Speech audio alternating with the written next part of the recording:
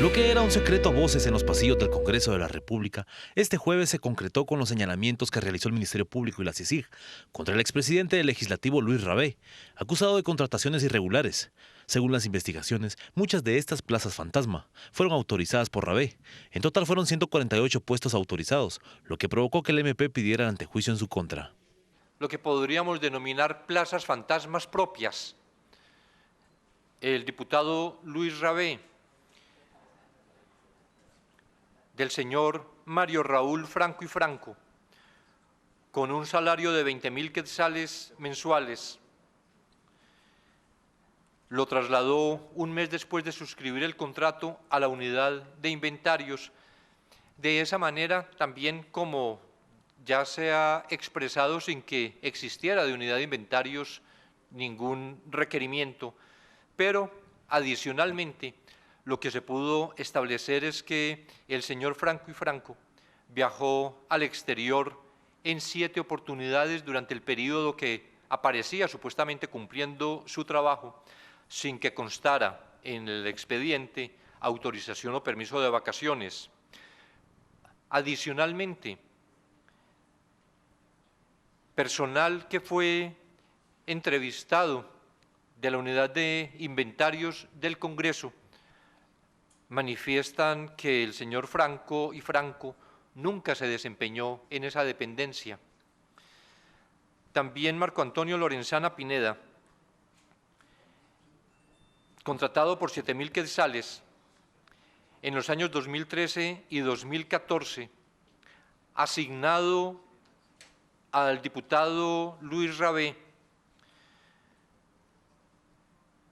ya por 10.000 quetzales como técnico operativo, pero se pudo establecer que el señor Marco Antonio Lorenzana Pineda labora desde hace 10 años en Radio Sonora. El expresidente del Congreso durante el periodo 2014, Arístides Crespo, también tiene solicitud de antejuicio. En total son 87 plazas que autorizó el diputado por Escuintla. Muchas de ellas no llenaban los requisitos legales para el puesto asignado. Contratación de 17 personas bajo el renglón presupuestario 022, 13 de ellas asignadas a la presidencia bajo su dirección para el puesto de asistente con salarios entre 10, 12 y 15.000 quetzales, las cuales solo tenían nivel diversificado. Quiere esto decir que para ocupar estas plazas de asistentes, la persona tenía que tener nivel profesional. Sin embargo, las personas contratadas no cumplían con ese perfil. Ambos expresidentes del Congreso son señalados de los delitos de abuso de autoridad, peculado por sustracción y nombramientos ilegales. Las noticias nacionales fueron presentadas por Azúcar de Guatemala, unidos para alcanzar los 17 Objetivos de Desarrollo Sostenible. Azúcar de Guatemala es desarrollo para todos. Estamos con Corrupción Congreso como nuestra etiqueta de esta noche y por supuesto para comenzar le presentamos nuestra primera interacción de esta noche. Gracias a Publicar. Este segmento es patrocinado por Publicar. Hacemos resaltar su negocio.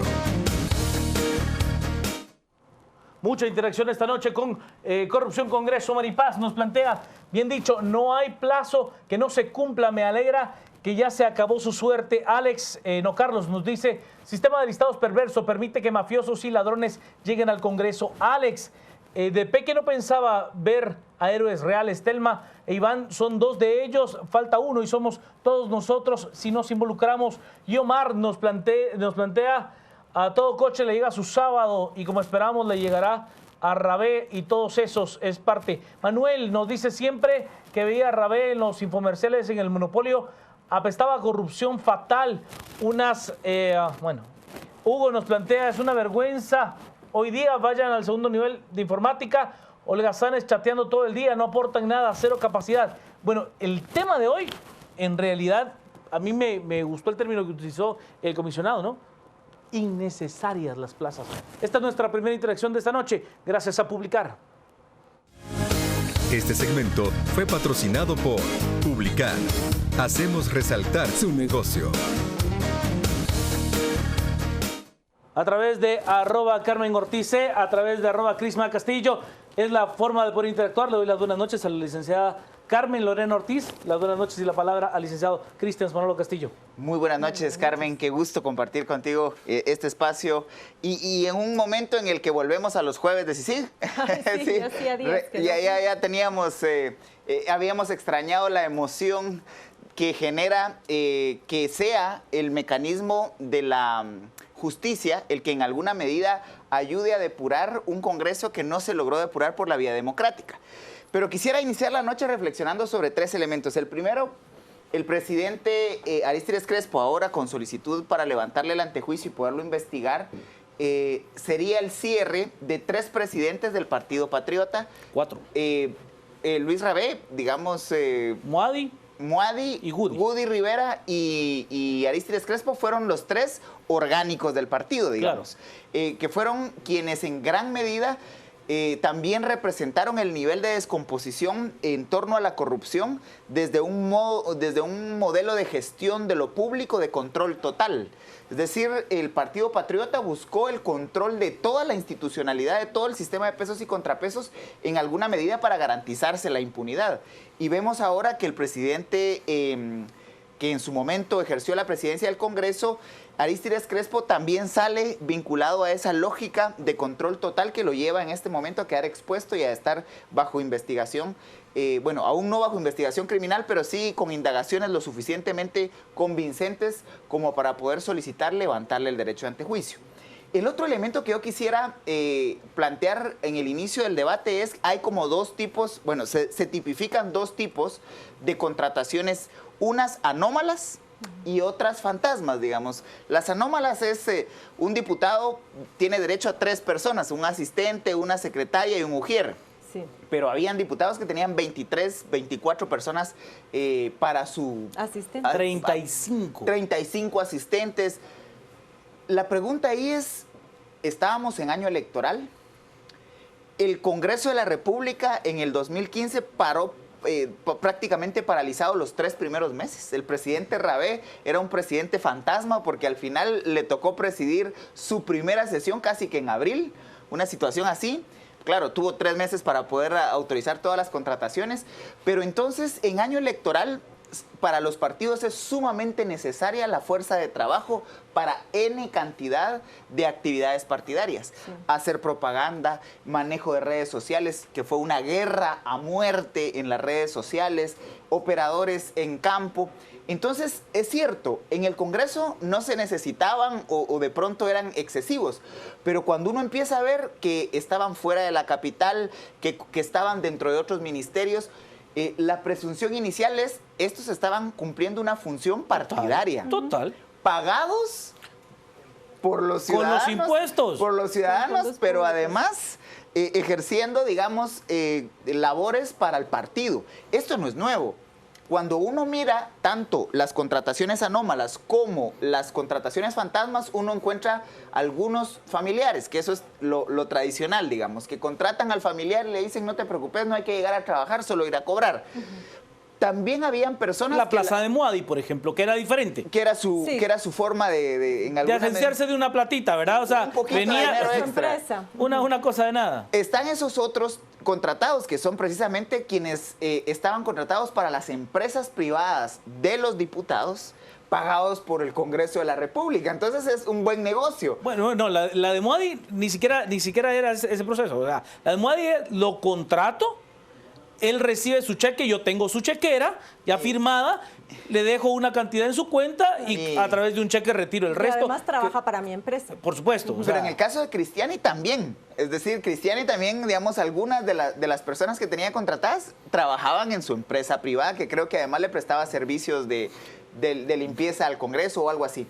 El tema es que es un buen negocio, porque reducen costos grandemente y además el diferencial es para la bolsa. Y los salarios de sus empleados los pagamos los tributarios. Y la tercera modalidad que llama poderosamente la atención, primero, digamos, familiares, segundo, trabajadores en sus empresas privadas, pero el tercer elemento a mí es en donde me cierra el círculo. Gente que estaba en campo, gente que no tenía mayor escolaridad y gente que al final presta fácilmente su nombre para este tipo de cosas. El trabajador de la campaña. Exactamente. Entonces ahí me cierra completamente decir, en año electoral, claro, ya se planteaba en otros espacios hermanos de las 10 p.m. de que esto no es nuevo, ni solo sucedió durante el 2015. Pero cuando uno reflexiona sobre el nivel de excesos que hubo durante el 2015, lo primero que le salta a la vista es contrataron una gran cantidad de operadores políticos en el Congreso pagados con los impuestos. Yo lo que le sumaría a lo que dice el licenciado Castillo es, listo, no es nuevo, pero tampoco es correcto. No, totalmente. Es que no es correcto.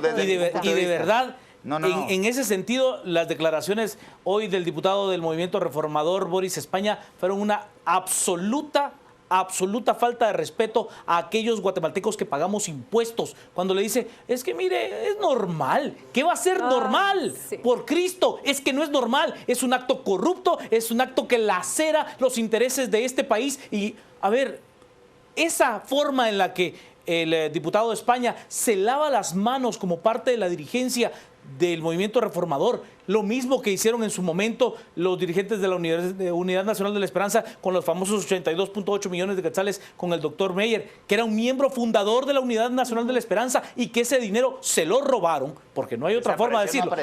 No va a aparecer si ese dinero se hizo polvo en la bolsa, así de sencillo, se hizo aire, pero la responsabilidad de las agrupaciones políticas es que no existe. De verdad, no hay ningún tipo de responsabilidad por parte de estas agrupaciones que le dicen, mire, él es un diputado, o sea, si es de nuestra bancada, si es de nosotros, pero ¿y qué podemos hacer nosotros, hombre? Nosotros sí tenemos unas placitas ahí para la campaña, la secretaria del partido. Es normal para ellos. Pero es que no es normal, licenciada, por Dios, no es correcto. Vamos a las redes, estamos en el 4269-1824 a través de WhatsApp. Yo pienso que todos los diputados sabían lo que pasaba, pero después les tocaba entonces, mejor se quedaban callados. Sí. Los felicito porque era el único medio que lo estaba transmitiendo la conferencia de prensa. Gracias. Gran trabajo de mis compañeros, por cierto. Aunque lo hiciste de mala gana, mil gracias, Soto Pérez Molina, por dejar trabajar a la CICIG. La patria se lo agradecerá, general. La foto cuando pide la ampliación del periodo. Carlos Herrera dijo que en el Congreso él en su lugar ganaba, que en lugar de ganar estaba perdiendo, pero bien que robaba con las plazas fantasmas. A ver, ¿quién fue este que decía que estaba perdiendo dinero? Yo me acuerdo bien de esa declaración. ¿Qué pasaría si de alguna forma se disolviera el Congreso? Ese dinero en su totalidad podría ir a salud o a seguridad, corrupción, Congreso. De alguna forma habría que eliminar por un tiempo legislativo, no sirve para nada. Se podría, no bajo el actual sistema constitucional de pesos y contrapesos, ni bajo el sistema republicano que buscamos se fortalezca en este país. Rabé estaba favoreciendo plazas y otras cosas a los diputados para que votaran por él para volver a ser presidente legislativo. No se conformó con lo que ya había robado cuando fue ministro de Comunicaciones y todo el desorden que llegó a hacer al Congreso. Es necesario depurar al Congreso, pues todos ellos son los que tienen al país en un colapso total. El Congreso y los partidos políticos son los más corruptos. Mandar a todos lejos y elegirlos por persona, no por partido. Sandra de García. Gracias, Sandra. A ver, no es la institución, no es efectivamente el modelo republicano el que fracasa. O sea, aquí lo que está fracasando es que el modelo electoral, el modelo de partidos políticos sí tiene grandes problemas. O sea, pero decir que el sistema de pesos y contrapesos de la República ha colapsado, yo sí no lo veo como... Ya es ir mucho más allá. Licenciada Carmen Lorena Ortiz, muy buenas noches. Yo lo que quisiera retomar, buenas noches, Juan Carlos, es lo que, nuevamente volver al tema de la normalización, o lo que ellos denominan normal. ¿Qué es este proceso de normalización al cual se refieren? Pues no es más que la construcción de una norma común fuera del marco de lo legal, que fue construida por ellos, por la influencia recíproca entre ellos y que fue aceptado como válido únicamente por ellos. Por eso es que lo que corresponde ahora con estas acciones del Ministerio Público y de la CICIG y lo que se viene en términos del proceso judicial es retomar con fuerza el marco referencial legal nuevamente. Es decir, eso es lo que vale, no estas prácticas que fueron avaladas y ahí sí que apañadas por todos. En palabras de Iván Velázquez, él decía, tenemos que volver a tomar el cauce de lo legal. Es decir, señores, esto no es normal, tienen que entender que no es aceptable. Como no ha sido aceptable tampoco el hecho de que esto haya sido, vuelvo a insistir, callado y pues prácticamente validado y aceptado por muchísimas personas, porque me cuesta creer que no haya habido un solo diputado de todas estas legislaturas que no haya denunciado esto. Al final, lógicamente, cuando ven que pueden obtener beneficios, prefieren callar porque dicen una sola golondrina no hace verano, me voy a poner yo a denunciar esto, mejor me quedo callado. Igual el sindicato y todavía viene y protege sin duda esas plazas fantasmas y todas estas irregularidades. Pero si hay un contubernio absoluto. Yo me pregunto dónde estaba la Dirección de Recursos Humanos y demás, pero eso es que ahora no es válido también, y yo entiendo bien las críticas de quienes han dicho en términos de las declaraciones de Taracena, de que él es tan culpable como los otros. De acuerdo. Porque si bien ahora viene y sale todo lo de las plazas fantasmas y la nómina del Congreso y demás, bueno, lo aceptó y lo avaló durante 20 años más. A ver, dentro de esa misma junta directiva, ¿cuántos miembros de la Unidad Nacional de la Esperanza hay? Pero mira, lo histórico es eso. Es que de verdad nunca habíamos visto. Tres. Creo que eso es lo más relevante ahora, es toda una junta directiva. Es que esto es histórico lo que estamos viendo. Totalmente. Toda una junta directiva que finalmente está siendo acusada y que tiene ya capturas a algunos y órdenes de captura a otros. No olvidemos que durante la legislatura, según un reportaje del diario La Hora, de Arístides Crespo y de Luis Rabé, la planilla del Congreso había aumentado en por lo menos 2.800 personas adicionales. Y fue justamente también el momento en el cual hubo menos acceso a la información pública. Totalmente. ¿Y qué era lo que decía el señor Rabé en ese entonces? Bueno, ¿y por qué nosotros tenemos que transparentar eso? Eso es peligroso, porque si nosotros decimos cuántos son y cuánto ganan... Lo van a extorsionar, decía el sinvergüenza. Decía eso no es válido, eso no se puede hacer. Miren, yo creo que esto es una gran oportunidad y para las personas que todavía ven con duda o con falta de esperanza que el país realmente esté cambiando, yo siento que esto ya es un cambio, esto ya es un terremoto. Se le está diciendo a los funcionarios que la fiesta, el carnaval y la conga que se habían tenido hasta ahora, simple y llanamente se acabó. Pero, y que tienen que volver al redil. Pero es que, a ver, licenciada, de verdad, ante ese estado maniatado del cual nos hablaba el licenciado Castillo, lo que había es un blindaje absoluto de impunidad. Todos tenían un grado de certeza tan alto de que estaban enredados todos, de que no pasaba nada. O sea, su gran blindaje era que no iba a pasar nada.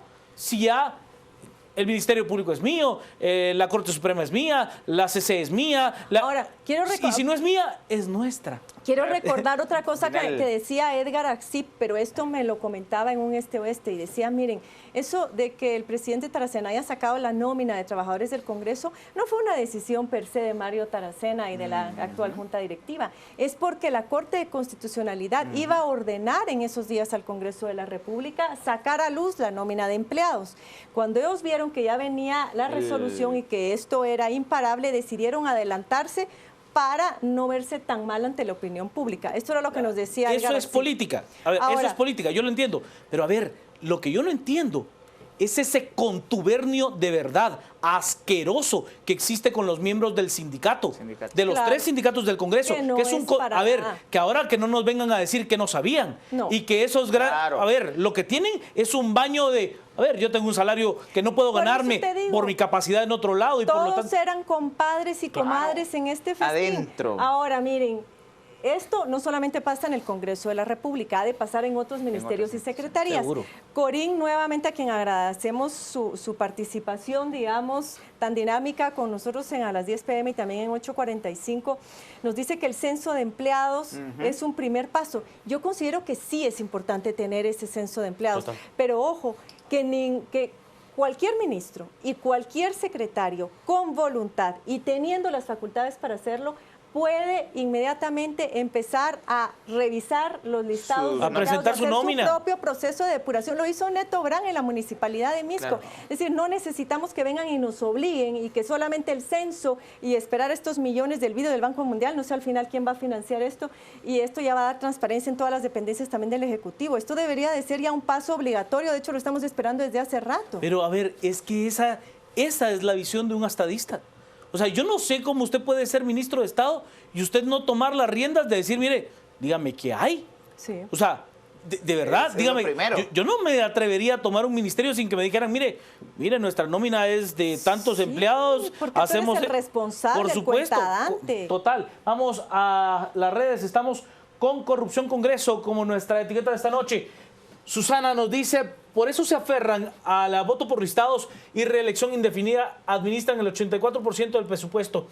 El doctor Hernández, la depuración de la clase política no está haciendo por participación ciudadana, sino que judicial ahora va a participar. Es correcto lo que dice el doctor Hernández, o sea, la depuración política sí está partiendo del plano judicial. Emerson, nos roban el 60% del dinero y con el 40% vive el Estado y no colapsa totalmente. ¿Cómo estaríamos sin corrupción? Dice Emerson. Sergey, es imperativo extirpar el cáncer de la corrupción, no solo del Poder Legislativo, sino en todo el Estado. Antonio nos plantea las declaraciones de Boris España, el movimiento reformador, avergüenza a todos los guatemaltecos sucios, corruptos políticos. Jorge Mario Orozco, al retirarse la inmunidad se abre la posibilidad de otros delitos, deberían de estar temblando. El licenciado Douglas Chacón, lo que indigna es la pretensión de estos señores de ser dignatarios de la nación y al mismo tiempo tener patente de corso, es lo que nos dice el licenciado Chacón. Joel nos plantea, Rabé es la descripción gráfica de la corrupción en la que está inmerso el Congreso de la República. Mario, quisiera ver que una empresa privada hubiera una plaza fantasma. Ni siquiera es corrupción Congreso, es falta de control y fiscalización. En alguna parte, Mario, lo que pasa es que usted está hablando de quien genera la ley. Está hablando de quien la escribe. Claramente. Así de sencillo, o sea... Que es juez y parte. Total. Maripaz nos plantea, bendito Dios, ya se va limpiando esa ratonera, falta mucho, pero ya van cayendo. Tuiteros por Guate, falta determinar qué parte del salario de los fantasmas se lo pasaban de ribete a los diputados que los pusieron. Yo quisiera hacer... era usado para la campaña. Es correcto, sí. Es que ese es el tema. Capitalización. Una parte seguramente llegaba a la campaña. Otra parte era utilizada para pagar esas plazas de la secretaría del partido, el ujier del partido. Pero no les... Sí, o sea, pero usted no lo veía en el Congreso porque no cabían en la oficina, entonces lo veía en la sede central del partido. O sea, entonces ahí tenía el ujier, ahí tenía la secretaria, ahí tenía el que organizaba la entrega de playeras, el que organizaba la repartición de los sándwiches para la gente que llegaba a las diferentes reuniones, a las capacitaciones, el capacitador, el asesor que asesoraba a su candidata presidencial o a su candidato a la presidencia, que también era pagado por el Congreso de la República. Por lo tanto, si lo pagaba el Congreso, lo pagábamos nosotros. Así de simple.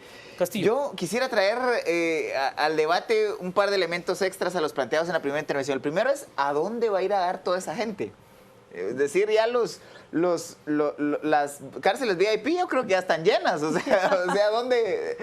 Y ahí yo creo que van a caer... Edic nos puede decir si ya está lleno Matamoros. Matamoros, no sé. Creo que ya se sobrepasó. Ya sobrepasó, ya están hacinados, pero ahí nuevamente volvemos... Se han anunciado nuevos fondos para construir cárceles. Ahora Tal sí, vez ¿verdad? será por eso. Ahora sí. No, pero es en serio lo que estoy diciendo, ¿eh?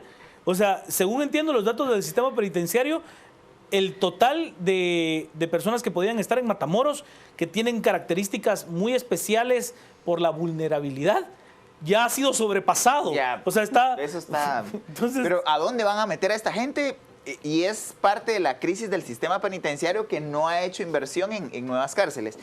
Y también quisiera traer al debate lo que nos plantea el doctor Silvio Gramajo, que refiere que todo esto nos muestra nuevamente que hay que reformar la ley, que hay que cambiar procedimientos, que hay que mejorar comportamientos, pero lo que me hace pensar el planteamiento del doctor Gramajo es, ¿y qué pasó con toda la denuncia y toda la araca de principio de año respecto de las plazas ahí en el Congreso? Si los sindicatos se posicionaron y dijeron, miren, no nos pueden afectar los derechos adquiridos. Si no pudieron sacar a todos los familiares que ya tenían plaza 011 y 022. Bueno, ¿te acordás de aquella señora de acceso a la información que la destituyeron y la volvieron a reinstalar? Pero es también por nuestra legislación laboral. Es decir, ahí sí el Congreso pecó tal vez en no haber sustentado suficiente las causas de su destitución y por eso después se vieron en obligación de restituirla nuevamente.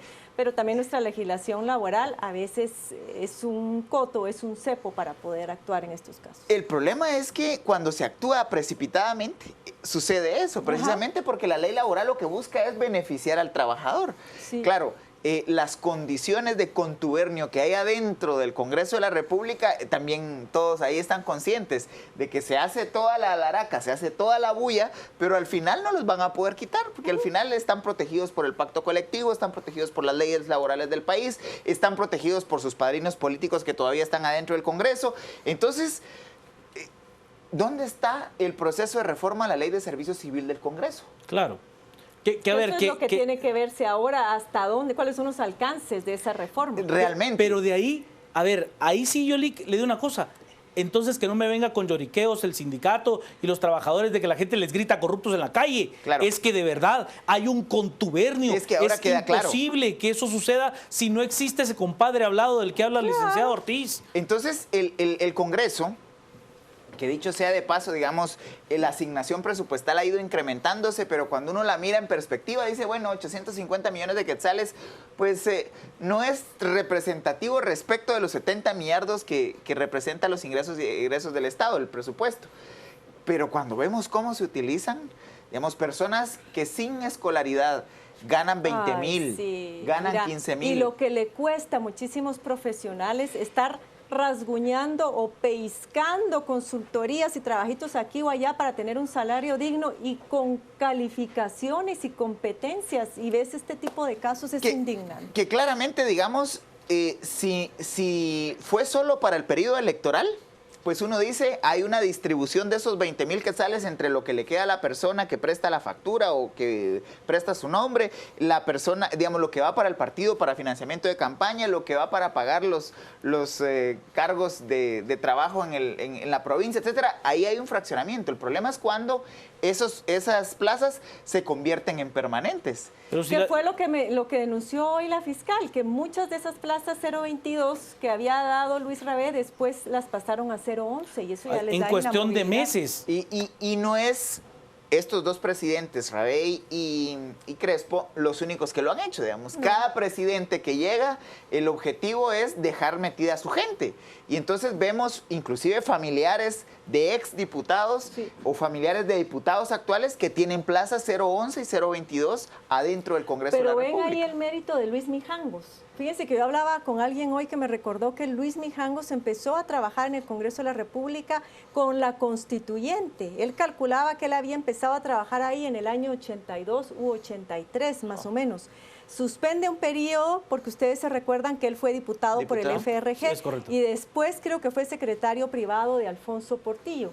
Cuando él termina, digamos, esos dos periodos como diputado y como secretario privado, quien lo vuelve a llevar al Congreso es Roberto Alejos. Porque crea precisamente el puesto de administrador del Congreso. Roberto Alejos. Vamos a los méritos, es decir, ¿qué méritos eran los que tenía Luis Mijangos justamente para que lo hubieran vuelto a contratar al Congreso y hubiera llegado nuevamente, porque él ya se conocía todos los recovecos y ahí todas las mañas, porque él tenía muchísimo poder. Prácticamente estaba vis a vis con el presidente del Congreso. Es que efectivamente Roberto Alejos lo que hace es separar las funciones administrativas de las funciones políticas de la presidencia.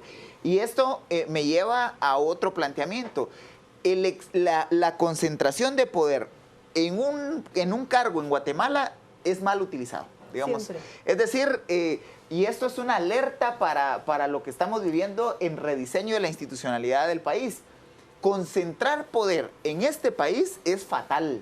Termina con esto que tenemos ahora, porque el presidente del Congreso de la República es todopoderoso, es el que contrata a todo mundo, es el que... Esos serán los incentivos, que todo el mundo quiere hacerse de integrar la junta directiva. Ahora vemos que, entre otros, porque no debe haber sido el único, era el tema de las plazas. La distribución de las plazas. El punto es...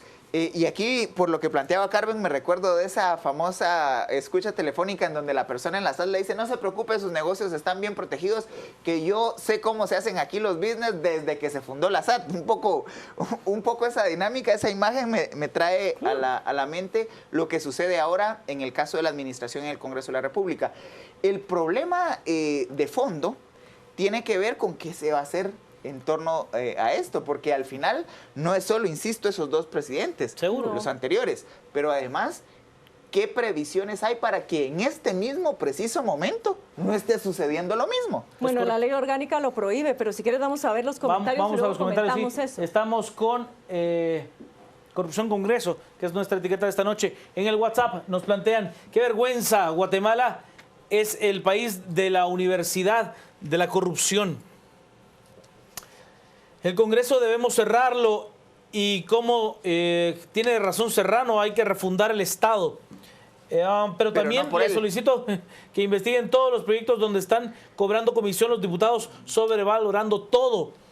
Pero mira, era lo que hablábamos. ¿Sabes cuánto le dieron de viáticos a los diputados que están en Corea del Sur? $3,450 para aproximadamente una semana de viáticos para hospedaje y para... 25,000 quetzales. Es que son 25,000 quetzales, además de que se gastaron 23,000 en cada boleto. Y uno dice, si uno midiera el costo-beneficio de esos viajes, ¿en qué benefician al país? 23,000 cada boleto a Corea del Sur. Y yo le digo una cosa, 46,000 en total. Licenciada, usted que ha participado del Estado y que ha participado de este tipo, en buena medida, cuando se hacen ese tipo de viajes, es el país que recibe, el que sufraga los costos. Una parte, o sea, usted paga el boleto y allá le pagan todo, o sea... Pero $3,450 es absolutamente desproporcionado. Va a dormir bien el diputado, ¿eh? Apenas se está destapando la olla, nos dicen. Atención, Cristiani logró colocar a su cuñado como magistrado en la Corte de Apelaciones. Todos están cortados con la misma tijera y se tapan con la misma chamarra. Lo que nos dicen aquí de lo del cuñado del diputado Cristian, hay que entenderlo en el marco de ese blindaje de impunidad. ¿Por qué? Porque las salas de apelaciones y la Corte Suprema de Justicia fue electa y designada por un acuerdo claro que fue denunciado en su momento, que no es a posteriori. En ese momento se decía, mire, es que no se puede designar de esa forma las magistraturas entre el Partido Patriota y el Partido de Libertad Democrática Renovada Líder. Si hoy se llama FCN y hoy se llama Movimiento Reformador, es que es lo mismo. De verdad, no nos engañemos. Las llamadas, nos dice, y mensajes enviados... ok. Es imposible, dice... Seguirá ahora Luis Rabé con su sarcasmo y cinismo, así como la justificación de dar ahora quedado en Radio Sonora. A ver, yo escuché la locución que él hacía, donde decía pues que hay un ente externo, quiero recordar con certeza la palabra, que hay una intromisión extranjera y que eso es lo que está pasando y que hay un ataque final, dice él, para silenciar su voz, y que sería por la vía judicial.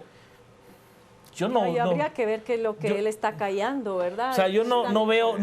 que está... No veo, la verdad... Esa legislatura fue de las más irrelevantes que ha tenido el Congreso de la República. O sea, absolutamente. Muy cuestionada, criticada por las interpelaciones. Bueno, criticada porque ellos fueron los que eligieron a los magistrados de las distintas cortes. Pero en el año... La séptima legislatura, ¿dónde tuvo... La peor de la historia. La peor de la historia, sin duda. Pero ¿dónde tuvo acción? Los primeros 3 meses... ¿El primer mes? Sí, el primero, casi 3 meses de la administración de Pérez Molina, que tuvo algún grado de incidencia, incluyendo la famosa reforma tributaria. Inactividad por interpelaciones durante más de 2 años y medio. Sí. Y luego, en el último periodo del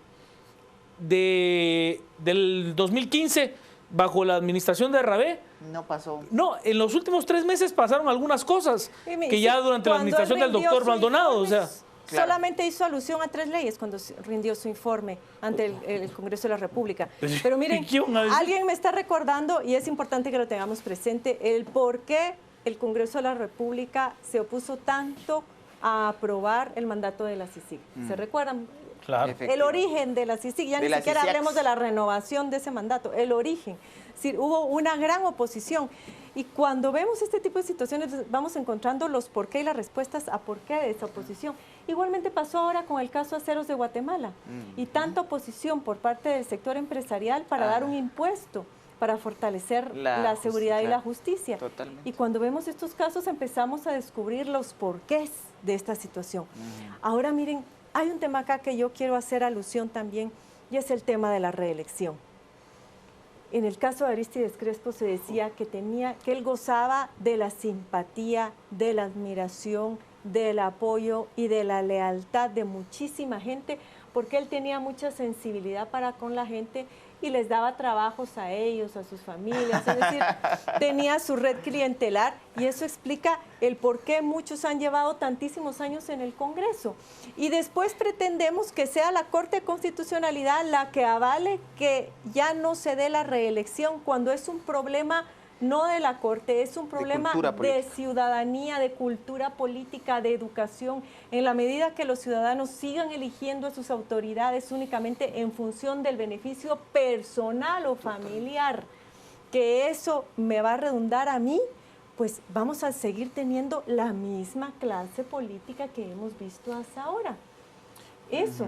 Y por el otro tema está la parte de los antejuicios, que también fue un énfasis muy importante durante la presentación y la convocatoria, y que decía el comisionado Velázquez que tenía que revisarse, porque el problema que presenta el antejuicio actualmente es que prohíbe totalmente realizar un proceso de investigación, cuando lo que él sugiere es que se pueda avanzar con el proceso de investigación previa, le llama él. Exactamente, de investigación previa, y que se mantenga la garantía de no irse a prisión en lo que la investigación termina, algo que a mí me parece razonable, pero que lógicamente ahora también tiene que ser parte del debate, hasta dónde sí es conveniente o no retirar el antejuicio, no solamente a los alcaldes, sino también a los diputados. Pero en este caso, digamos, llegamos hoy a solicitar el retiro del antejuicio con una investigación sólida, porque el mismo comisionado Velázquez dice, la fiscal o la actitud de la fiscalía ha sido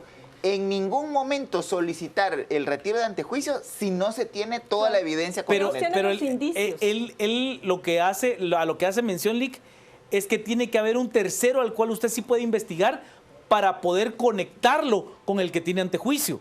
O sea, en este caso, usted investiga al que tiene la plaza, entonces investiga si efectivamente llega, si efectivamente cobra, si trabaja o si no trabaja en otro lado. Entonces lo investiga a él y luego investiga a quién le dio la plaza. Pero entonces es una metodología de investigación, sí se puede hacer. Sí, pero comienza por el proceso inverso. Pero el antejuicio no le está prohibiendo la investigación. Sí, porque usted no puede iniciarla. Hay indicios, claro, suficientes para por eso, pero usted lo que no puede hacer es comenzar la investigación. Yo tengo la sospecha de que es con ella y voy con ella. De investigación. Por eso, pero entonces es lo que dices, mire, nosotros lo que tenemos que es replantearnos el proceso de antejuicio y que sea efectivamente de ir a juicio, pero que sí pueda tener esa capacidad de decir, bueno, tengo un indicio lógico de que este diputado tiene... Es que esa es la diferencia. Hay indicios suficientemente razonables para retirar el antejuicio. Para solicitar. Eso es, para solicitar se retire el antejuicio. Y luego la investigación lo que permite es hacer toda la recopilación de las pruebas para sustentar el caso. Claro, claro. Vamos a las redes. Estamos con Corrupción Congreso, como nuestra etiqueta de esta noche. Mili, ahora Rabé hará sus famosos recorridos, pero en el sector de la cárcel, para ver qué necesidades tiene cada privado de libertad. El doctor Hernández, desde tiempos del FRG, Rabé, ha vivido en impunidad. Es un sapo venenoso que debe ser juzgado por sus crímenes. Freeman nos plantea, tan indignante no se me hace, porque todo esto lo sabíamos a voces. Es muy bueno lo que está pasando. Histórico es lo que nos dice Freeman. Yo le digo una cosa, es que si es... ¿A qué me refiero de lo que plantea Freeman? lo podemos saber, pero los ciudadanos tenemos poca capacidad de acción en ese sentido. Sí, no, O sea, ahí tenemos es poca capacidad la institucionalidad del exacto, Estado. el Estado tiene que respondernos. Lo que sí podemos hacer los ciudadanos es exigirle a ese Estado. Y a lo largo de la historia democrática le hemos exigido poco. Sí, totalmente. Así es. Poco.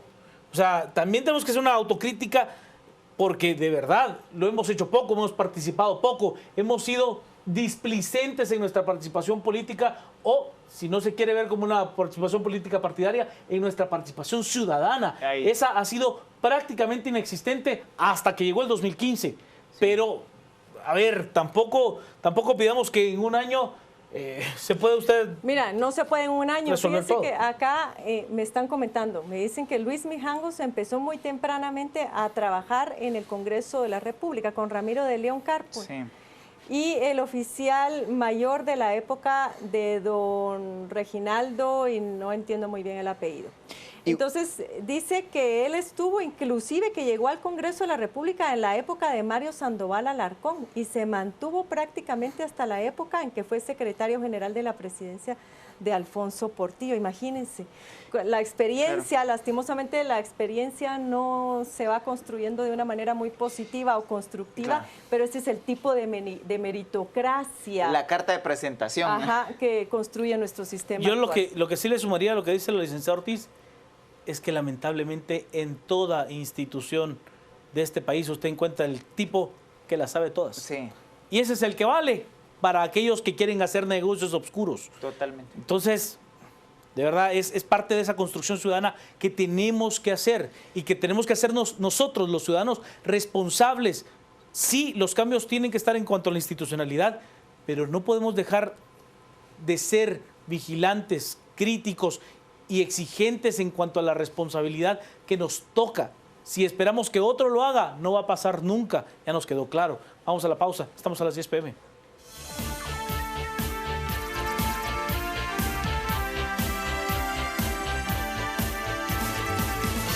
Estamos con Corrupción Congreso. Nos dice José López, y si se les investigara más, les aseguro que darían muchas sorpresas, sobre todo a Robey Crespo. Diego, se debe de exigir la segunda parte de la ley electoral y también la ley de servicio civil. Por esa razón mueren niños de hambre. Qué ingratos. Juan, es impostergable la investigación de la corrupción como ingreso. La existencia de derechos laborales no significa que no se pueda despedir. Ojo, Gracias, Juan. Luis Fernando nos dice, el sistema presidencialista junto a un legislativo inmoral están llevando a nuestro país a la destrucción social. Antagónica, ya votamos a un presidente, ahora vamos por el Congreso y sigue haciendo puntos. La Contraloría, trabajen. La Contraloría ha sido un ente que ha estado parte de la complicidad. Totalmente. Ha dicho, pero además, ha dicho poco por no decir nada. La sociedad guatemalteca debe cambiar la cultura de corrupción. Tiene la culpa el político como el que aceptó la plaza. Diego, ¿por qué tenemos que pagar combustible de vehículos que usan los funcionarios del Estado? Que usen sus vehículos, austeridad. Freddy nos dice, uno de los problemas más grandes en todo esto es darle la plaza a alguien por cuello y porque la paga, es lo que dice Freddy. Parte de los muchos mensajes que tenemos esta noche con Corrupción Congreso. Son las 10:56. Lo cerramos, licenciado Ortiz. Mira, acá, como bien se estaba mencionando en el caso de la Contraloría General de Cuentas, tenemos que tomar como ejemplo lo que está pasando en TCQ. Ahí ahora, por negligencia, se están acusando unos a otros y están en estrategia de sálvese quien pueda. Sí. Es cierto lo que mencionaba el comisionado, sí, dilema del prisionero. Total, aplicado. Totalmente, un buen ejemplo para los estudiantes en las aulas universitarias. Y bueno... Esperamos sus análisis. Acá lo que falló mucho fue la debida diligencia, como le llama también el comisionado Velázquez. Vean, también se mencionaba ahí que esto es solo para empezar. Muchas de estas cuestiones de las plazas fantasmas en el Congreso y todo, bueno, eso es una cosa, pero también se ha dado mucho los chantajes a ministros y secretarios. En términos de que se conocen historias de diputados que iban con el ministro, con el secretario, le dicen, mire, yo necesito que me dé, por poner un ejemplo, 10 plazas en el ministerio. Si usted no me da esas 10 plazas, yo entonces voy a ponerle una solicitud para interpelarlo, ¿verdad? Y esa es el canje. Y ahí lo voy a tener martes y jueves. Exacto. ¿Usted dirá? Miren, lo que tenemos que hacer ahora nada más para cerrar muy brevemente es revisar si realmente las reformas a la ley orgánica del Congreso van a ser suficientes para poner ya un orden y un alto a toda esta situación. La reforma al artículo 153, por ejemplo, estas reformas ya habla de que es obligatoria la implementación de los manuales de contratación del personal del Congreso bajo cualquier renglón presupuestario y se dice que los manuales tienen carácter vinculante. Por cierto, la Dirección de Recursos Humanos tenía, a partir de la publicación en el Diario Oficial de estas reformas, que fue el 25 de febrero, 60 días para presentar esos nuevos manuales o la readaptación de los manuales de contratación, y ese plazo se venció ayer. Hay que dar seguimiento para ver si los presentaron. Y lo otro es que, por un lado está esta medida y por el otro, el artículo 154 habla de los cargos o de los puestos sin oposición, que son los de mantenimiento y conserjes, los asesores de bloques legislativos, de junta directiva y los contratados temporalmente para proyectos específicos. Yo entiendo que aquí hay posiciones que son de confianza, pero también hay que ver hasta dónde realmente se va a terminar con los abusos y qué otro tipo de medidas tenemos que implementar. Y luego los partidos políticos, que definitivamente no pueden hacerse a un lado en su responsabilidad con todo esto. Y hoy más que nunca se necesita que tengan procesos serios de reflexión hacia adentro y definitivamente tienen que autodepurarse, tienen que reconstruirse y tienen que presentar ofertas completamente distintas a la ciudadanía y responsabilizarse. Lógicamente yo no vi hoy a ningún partido político tomar una posición sobre lo que dijo nada. Nada. Eso es muy importante. Realmente se vuelven cómplices de todo este sistema corrupto.